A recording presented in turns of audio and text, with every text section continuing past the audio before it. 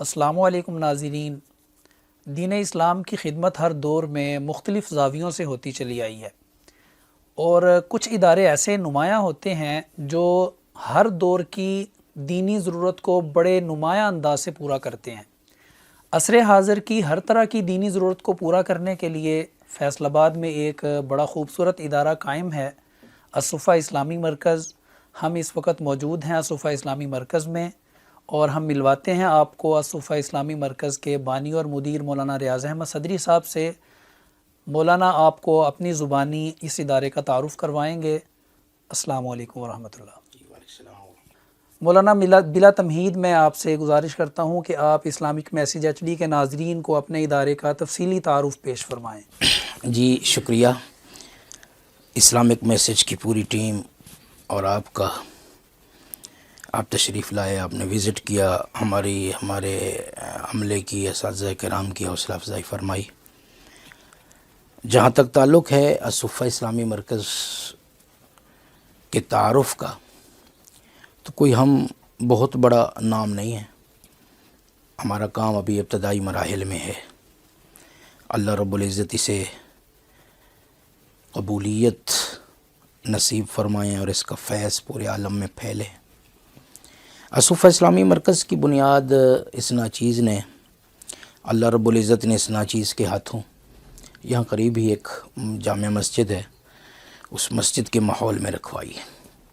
بعد ازاں دل میں داعیہ پیدا ہوا کہ اس کام کو وسیع کرنا چاہیے، وہاں پر صرف حفظ ہوتا تھا، تو ہم نے یہ 3.5 کنال جگہ، 3.5 کنال جگہ تھی اب جو کہ 4 کنال ہو گئی ہے، یہ جگہ خریدی۔ دوست احباب نے مل کر، ایک ویژن تھا، آگے چل کر شاید آپ کے سوال و جواب میں ہمارے میں وہ ڈسکس ہو جائے، اس کے تحت، اس نظریے کے تحت ہم نے یہ جگہ خریدی اور کچھ نہ کچھ تعمیرات شروع کی۔ آپ کے سامنے ہیں، ایک چھوٹا سا مگر خوبصورت سا یہ ادارہ اللہ نے قائم فرما دیا، تو ہم اس کو لے کر چل رہے ہیں، اور اسی سلسلے میں تفصیلی باتیں آپ کے مختلف سوالوں کے جواب میں انشاءاللہ عرض کرتا چلا جاؤں گا۔ مولانا میرا سوال یہ ہے کہ آپ کو اس طرح کا ادارہ قائم کرنے کا جو ایک داعیہ ہے، یہ کیسے پیدا ہوا؟ جی بڑا اچھا سوال ہے۔ ہر چیز کے محرکات و اسباب ہوتے ہیں۔ ایک تلاش تھی ایسے نصاب کی، دراصل بنیادی طور پہ تو اللہ رب العزت نے چاند شب و روز جامعۃ الرشید میں گزارنے کی توفیق دی۔ وہاں کوئی زیادہ دیر تو میں نہیں پڑھا ہوں، مختصر وقت کے لیے، تو جامعۃ الرشید میں حضرت استاد صاحب کا ویژن اور پھر جن اساتذہ نے متاثر کیا، ان میں نمایاں نام ہے استاد محترم حضرت مفتی ابوالبابا شاہ منصور صاحب دامت برکاتہم کا۔ ان کا ویژن کہ امت مسلمہ میں جہاں جہاں خلا نظر آتا ہے افراد کا، وہ افراد تیار کرنے چاہیے، یہ ان کا بنیادی ویژن ہے۔ اس سے میں بہت متاثر ہوا، اور وہاں سے یہ ذہن ملا کہ ہم اس کام کو لے کر آگے چلیں، تو اس ادارے کے لیے بھی میں نے انہی کی مشاورت سے کام شروع کیا، اور وہیں سے یہ داعیہ پیدا ہوا۔ الحمدللہ چلے تو پھر رستے بنتے گئے، اور سیٹ اپ خود بخود ایک تیار ہوتا گیا۔ اللہ رب العزت اسے ہمیشہ شاد و آباد رکھے۔ مولانا آپ نے فرمایا کہ حفاظ ایجوکیشن کی بنیاد پر آپ کام کر رہے ہیں، تو اس کے تعلیمی نصاب اور خد و خال کے بارے میں کچھ تفصیل آپ بتائیں گے؟ جی بالکل۔ ہمارے ہاں جو نصاب ہے، اس کا اس وقت پاکستان میں مختلف جگہوں میں شروع ہوا ہے۔ اس کا آغاز تو حضرت استاد جی مفتی ابوالبابا صاحب نے اپنے زیر نگرانی قائم شدہ ادارہ، ان کے چھوٹے بھائی ہیں، ہمارے بزرگ ہیں، پیر مظہر شاہ صاحب، کراچی میں جامعۃ الانور کے نام سے گلشن اقبال میں انہوں نے قائم کیا۔ پھر جامعۃ الرشید میں بھی یہ انہی کی نگرانی میں قائم ہے، اور وہاں پر اس نصاب کو ترتیب دیا گیا، اور اس پر خوب مشق کروائی گئی، اساتذہ تیار کیے گئے، تو نصاب بڑا خوبصورت ہے۔ ہم عام سادہ مدارس میں جو ترتیب چل رہی تھی، جب بچہ حافظ ہو جاتا ہے، ان میں جو بچے مدرسے کا رخ کرتے ہیں، ان کو متوسطہ، اول، دوم، سوم، اعدادیہ بھی کہتے ہیں، متوسطہ بھی کہتے ہیں، یہ 3 سال پڑھائے جاتے ہیں۔ پھر چوتھا سال اولیٰ کا ہوتا ہے، 5واں سال ثانوی عامہ کا ہوتا ہے۔ یعنی جو بچہ انڈر پرائمری پرائمری ہو اور حافظ ہو جائے اور چھوٹی عمر کا ہو، اس کے یہ 4-5 سال مدرسے میں ابتدائی طور پہ ثانوی عامہ تک لگتے تھے۔ تبدیلی حضرات نے اساتذہ کرام نے اس میں یہ فرمائی کہ درجہ ثانوی عامہ 3 شرطوں کے ساتھ بچہ لینا ہے: حافظ قرآن ہو، پختہ حفظ ہو اس کا، اور عمر 14 سال سے کم ہو۔ ویسے تو 13 سال ہے، چونکہ یہاں نیا کام تھا، ہم نے 14 سال منظور کروائی۔ 14 سال سے کم ہو، اور تیسری شرط یہ ہے کہ پرائمری یا پرائمری کے مساوی تعلیم رکھتا ہو۔ یہ 3 شرطیں لازمی ہیں۔ یعنی 14 سال کا چھوٹا سا 13 سال کا بچہ ہوتا ہے، اس بچے کو ہم نے اسی 5 سال کے اندر ثانویہ عامہ کروانا ہے مہد عربی میں، اور ثانویہ عامہ کے ساتھ ساتھ اس کو سائنس کے ساتھ میٹرک بھی دینی ہے۔ جیسا کہ ابھی آپ نے وزٹ بھی فرمایا ہے کہ ہمارے بچے، ہمارا تیسرا بیچ ہے جو 9th میں جا چکا ہے۔ پہلا سال ہمارا اس کا نام حفاظ عربک رکھا ہوا ہے، اور دوسرا حفاظ انگلش ہے، تیسرا متقدم ہے، چوتھا تمہیدی ہے، پھر ثانویہ عامہ ہے۔ حفاظ عربک یوں سمجھیں کہ ہم بچوں کو 1 سال کے لیے ان کی مدرسے کی 4 دیواری کو کوئی عرب ملک بنا دیتے ہیں، عرب خطہ بنا دیتے ہیں۔ اس کے لیے اس نے 6ٹھی اور 7ویں کرنی ہے مکمل عربی زبان کے اندر، پہلا چلہ معاف کر کے آگے اس پر پابندی عائد کر دی جاتی ہے، پورا سال کی عربی ہی بولے۔ اسی طرح جو دوسرا سال ہے وہ 8ویں کا ہے، 8ویں مکمل انگریزی میں کر دی جاتی ہے۔ انگریزی بول چال کے جو لوازمات ہیں وہ بھی ان کو پورے کے پورے اپنا کر، اگلا سال 9th کا ہے، اس کے ساتھ اولیٰ کی صرف ہے، اس سے اگلا سال 10ویں کا ہے، اور 10ویں میں اولیٰ کی نحو ہے، پھر مہد عربی ثانوی عامہ۔ 5 سال میں بچہ ثانوی عامہ بھی کر جاتا ہے، میٹرک بھی کر جاتا ہے، اور 2 عالمی زبانیں عربی اور انگریزی پر بھی اس کو مکمل عبور ہو جاتا ہے۔ فی الحال رائج نصاب ہمارا یہی ہے جو اس وقت کام کر رہا ہے۔ جی مولانا، اسلامک میسیج HD کے ناظرین کو آپ یہ بھی بتاتے چلیں، جیسے کہ ہم نے آپ کے ادارے کا وزٹ کیا، آپ کے ادارے کے بچوں سے ہم ملے، تو ہم نے دیکھا ماشاءاللہ وہ انگلش لینگویج بالکل فر جو ہے نا وہ بول رہے ہیں، اور ہم نے یہ بھی دیکھا کہ وہ عربک میں ایسی خوبصورت گفتگو کر رہے ہیں ماشاءاللہ، ہمیں تو بہت اچھا لگا۔ یہ کیسے ممکن ہوا یہ؟ جی یہ ہمارے اساتذہ کرام کے بنائے ہوئے نصاب کی برکات ہیں۔ الحمدللہ بچے ایسے بولتے ہیں، مادری زبان کی طرح تو میں نہیں کہہ سکتا ہوں، لیکن بلا تکلف بولتے ہیں۔ اور ہم نے 5ویں والی شرط تو رکھی ہوئی ہے۔ بعض بچے ایسے ہیں جس نے کسی انگلش میڈیم اور کسی بڑے اسکول میں 5ویں نہیں کی ہوتی، 5ویں بھی حفظ کے ساتھ مدرسے کے اندر ہی کی ہوتی ہے۔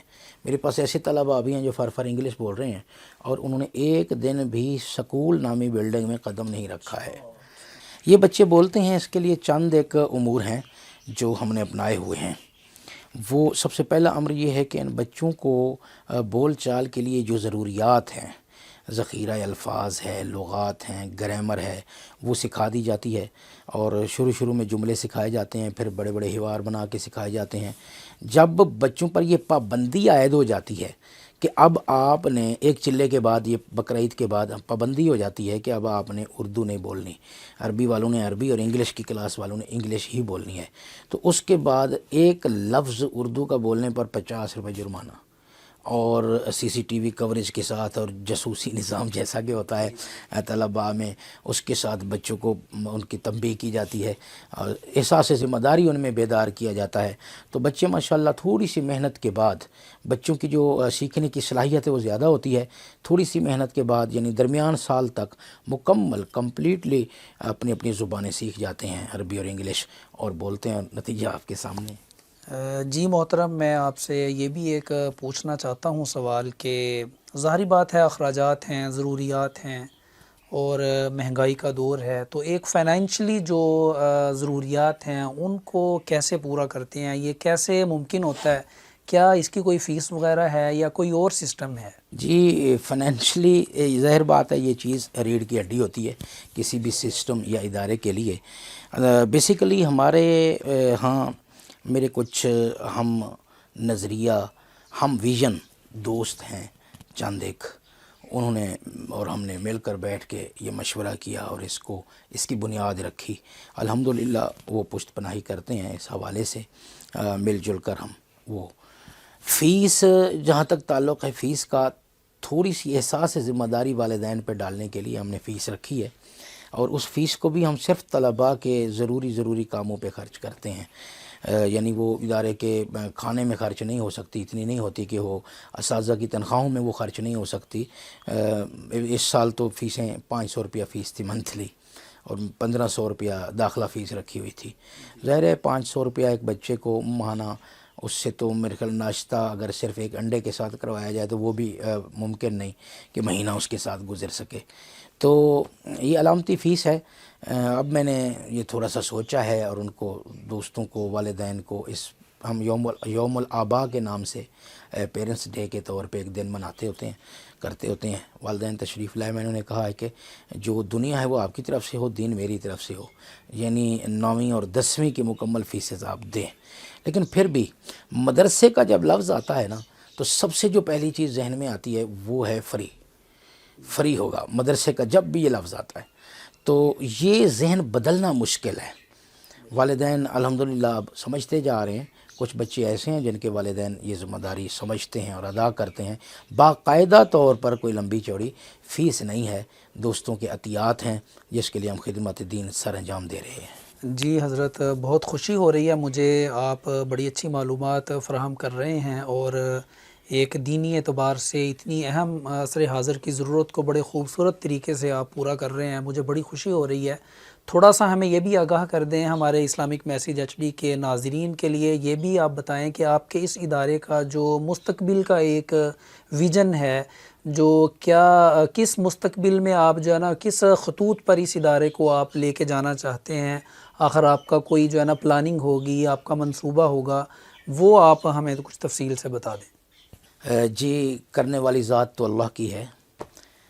ہمارا ویژن یہ ہے، ہمارا عزم یہ ہے کہ علماء کرام کو اس مقام و مرتبہ پر لے آئیں کہ جج کی کرسی سے اٹھے ہمارا فاضل، اور ہوٹر بجاتی گاڑی میں سیدھا مسجد کے ممبر پہ آئے۔ مارکیٹنگ میں اس خالص مذہبی حلیہ کے اندر سچی سچی زبان لے کر، مارکیٹنگ کے اندر، بزنس کے شعبوں کے اندر ہمارے علماء کرام ہوں، تاکہ ہر شعبے میں خیر ہی خیر پھیلے۔ ہمارا مستقبل میں آپ نے ویژن پوچھا ہے، ہمارے خطوط پوچھے، ہمارے عزائم پوچھے، بحمداللہ اساتذہ کرام کا دیا ہوا یہ عطیہ ہے۔ ویژن ہمارا بہت اونچا ہے۔ ہم اپنے بچوں کو ڈاکٹر دیکھنا چاہتے ہیں، ہم اپنے طلباء کرام کو انجینئر دیکھنا چاہتے ہیں، مولویت ان پہ غالب ہو، پیشے کے اعتبار سے وہ ان سب شعبوں میں آ سکتا ہے۔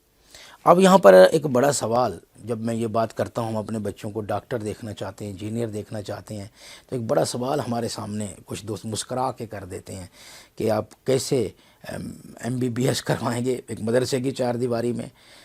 تو اس کے لیے ضروری نہیں ہے کہ یہاں پروفیسر حضرات کو بلائیں اور یہاں پر بہت بڑی لیبارٹری قائم کریں، اور میڈیکل کالج بنانا کوئی آسان کام نہیں ہے۔